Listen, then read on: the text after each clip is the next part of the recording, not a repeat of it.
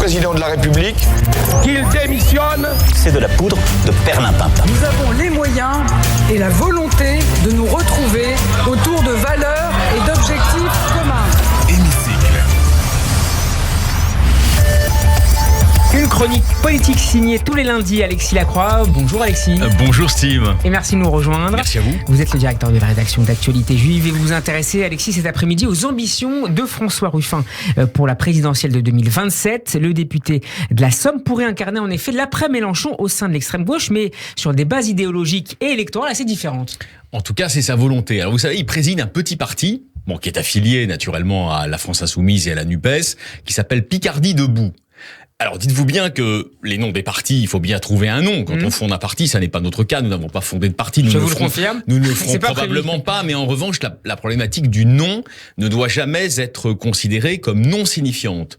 Que cela signifie-t-il ? Au-delà du fait qu'il est picard, il est originaire de la région d'Amiens, ce qui lui fait un point commun avec le président de la République. Qui est en marche, lui. Et il est aujourd'hui, d'ailleurs, le député de la première circonscription de la Somme, qui correspond à la région d'Amiens, justement à Bien et les villes alentours. Donc il est très, très attaché à sa région. Mais le fait d'avoir dénommé son parti avec sa région l'inscrit à l'évidence dans un horizon politique qui est national, on va en parler dans un instant, mais qui en revanche est connecté, comme l'on dit aujourd'hui, avec un territoire précis. Ce territoire précis, c'est celui des Hauts-de-France, et en particulier donc cette région, ce département de la Somme, qui est bien connu de beaucoup de Parisiens puisqu'ils y vont en week-end, mais qui par ailleurs est un petit peu un laissé-pour-compte de la mondialisation. C'est important. Ça nous dit quelque chose aussi des ambitions politique et on va dire aussi métapolitique. Vous savez que j'aime bien employer ce mot, c'est pas pour faire pédant, c'est que la politique se mélange au combat d'idées. Alors quelles sont-elles ? Et donc Ruffin aujourd'hui, vous l'avez très bien posé, Steve, il est dans le combat d'idées autant que dans le combat politique. Nul ne le sait pour l'instant si d'ici 2027 il sera le candidat de la gauche. En revanche, c'est sa volonté, hein. Exactement, c'est ce que j'allais vous dire, Steve. Vous avez absolument raison. Il fait tout pour que cela advienne. Et donc sa stratégie, on va dire. Alors si on est gentil, elle est complémentaire de celle de Jean-Luc Mélenchon. Si on est plus abrupt dans la formulation, on dira qu'elle est orthogonale vis-à-vis de celle de Jean-Luc Mélenchon. Pour une raison très simple. Vous l'avez observé depuis quelques années, quoi qu'on pense par ailleurs du logiciel intime de Jean-Luc Mélenchon, mais en politique, ce qui compte, c'est les idées que l'on développe dans l'espace public. Le logiciel de Jean-Luc Mélenchon actuellement est un logiciel qui consiste à miser beaucoup sur le vote des banlieues, au sens large. Alors, des banlieues en particulier islamisées, mais pas seulement, au sens large. On va dire cette classe nouvelle, populaire et moyenne de Français, de jeunes Françaises, de jeunes Français, issus de l'immigration et qui ont des revendications nouvelles et qui sont au fond catalysées, surtout depuis la dernière présidentielle, par Jean-Luc Mélenchon, ce qui permet d'ailleurs à ses opposants de dire qu'il joue à fond, en quelque sorte, la carte de la créolisation progressive de l'identité française. Voilà, employant d'ailleurs le mot à un poète éminent, antillais, qui est décédé aujourd'hui, qui s'appelait Édouard Glissant. La stratégie mise en œuvre discrètement, mais quand même de plus en plus manifestement par François Ruffin, qui est donc à ce titre son challenger en réalité stratégique, est toute différente. Il s'agit, dans la lignée de ce que je vous ai dit sur Picardie Debout, son micro-parti, de faire en sorte que, au fond, l'espérance de gauche renaisse aussi dans cette France dite périphérique. Donc ça serait le candidat de la France périphérique plutôt que celle des banlieues. Des villes moyennes, des sous-préfectures, etc., qui souvent d'ailleurs se situent dans cette, j'en parle souvent avec vous parce que la géographie est importante en France, dans cette diagonale du vide, qui va des Ardennes et de la Somme jusque dans des coins reculés des Pyrénées, comme l'Ariège ou les Hautes-Pyrénées. Et donc là, vous avez une diagonale du vide où, au fond, l'État est défaillant. En tout cas, la population ressent l'État comme défaillant. La stratégie de Ruffin, qui connaît la carte électorale, c'est aussi, effectivement, de chercher à terme à ce que la gauche se réimplante dans ces territoires et pas seulement dans les périphéries des grandes villes, autrement dit dans les banlieues. C'est très important parce que ça nous dit quelque chose aussi des contours de ce qu'est sa gauche. Je vous l'ai dit souvent, je sais qu'on ne se trompe pas là-dessus, cher Steve. Et François Hollande et Bernard Cazeneuve, qui sont en fait associés politiquement aujourd'hui, réfléchissent beaucoup à cette France des territoires. En tout cas, veulent que la politique à gauche reprenne langue avec la dimension territoriale. Au fond, ce sont des sociodémocrates girondins. Eh ben, dites-vous bien, il ne peut pas le dire comme ça, mais dites-vous bien que le vrai Ruffin est de plus en plus de ce côté-là. C'est-à-dire, il pense que l'avenir de la gauche, surtout s'il en est le candidat unique en 2027, ce que nul ne peut dire pour l'instant, c'est trop tôt. Mais il pense que l'avenir de la gauche est du côté d'une forme de synthèse comme cela. Et donc il y a une convergence entre ces deux gauches. Mais alors, si vous voulez, il y a une concurrence. Alors, il y a une concurrence. C'est-à-dire que du côté de chez François Hollande, je sais très bien qu'on regarde tout ce que fait François Ruffin avec beaucoup d'intérêt en se disant, oh là, c'est à la fois intéressant, mais il faudrait qu'il soit avec nous plutôt qu'avec Mélenchon. Ils sont préoccupés. Mais en même temps, il y a des matrices communes. Et au fond, ces matrices communes, on va les résumer en termes historiques. Il ne le dira pas non plus comme cela, parce que il se marquerait trop. Mais quelle est l'idée fondamentale, au fond, de Ruffin ? C'est de réinventer un peu quelque chose de ce que fut l'idée socialiste sous la Troisième République. L'idée socialiste sous la Troisième République, elle n'était pas l'apanage des gens des villes. Vous voyez ? Elle n'était pas l'apanage des gens qui habitaient Paris ou les grandes villes. Pas du tout. D'ailleurs, une des grandes figures du socialisme de la Troisième République, qu'on l'aime ou qu'on l'aime pas, peu importe, c'est Jean Jaurès. Jean Jaurès a toujours été attaché, jusqu'à la fin de sa vie, à son territoire du Tarn. Donc ça, c'est absolument fondamental dans le matrissage de la gauche auquel pense François Ruffin. On verra la suite, mais en tout cas, c'est ça son ambition politique.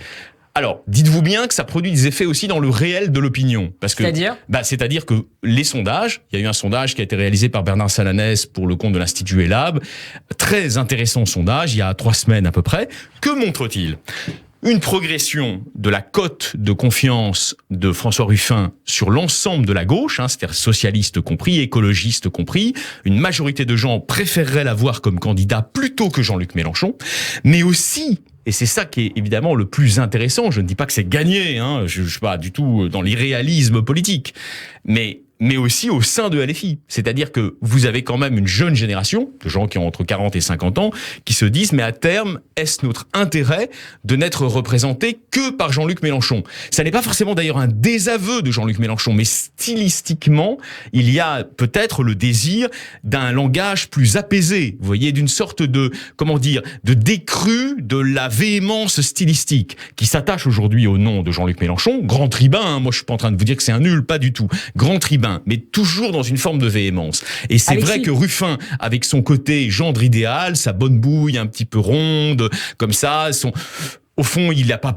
comment vous dire, il n'a pas toujours un mot plus haut que l'autre. Il a souvent même une parole assez équanime. Il représente probablement aussi sur le plan stylistique la recherche d'une partie de l'électorat d'une social-démocratie plus apaisée, mais aussi plus rassembleuse, moins racornie sur la seule identité LFI. Alexis, quelles sont les fragilités de cette candidature éventuelle de François Ruffin en 2027 ? Il faut qu'on dise la vérité là aussi à nos lecteurs, à nos auditeurs de Radio J. On le dit toujours avec vous, Steve. On essaye en tout cas de dire la vérité. On fait pas de la propagande. À l'évidence, il y a un moins pour lui. Et il le sait, il n'est pas idiot. Son micro-parti, je vous l'ai cité, mais son micro-parti existe surtout dans les Hauts-de-France. Et très peu connu par ailleurs. Et puis de toute façon, avec le nom qu'il porte, il ne peut être que représentatif de l'identité picarde, artésienne ou flamande, mais pas plus. Bon. Donc ça pourrait être la France debout par la suite. Alors voilà, si vous voulez, effectivement. Ça évoquerait peut-être un petit peu trop Nicolas Dupont-Aignan, mais ça pourrait être ça, vous avez raison.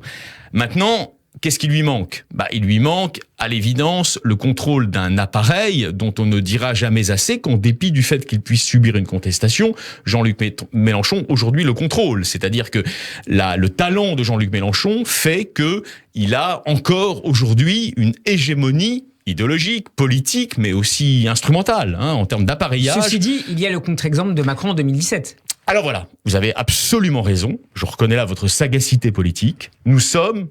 à l'échelle de l'Europe, mais en France en particulier, dans ce qui est en fait une vraie accélération des cycles politiques. C'est-à-dire qu'on voit bien que tous les 5 ans, les cartes sont rebattues.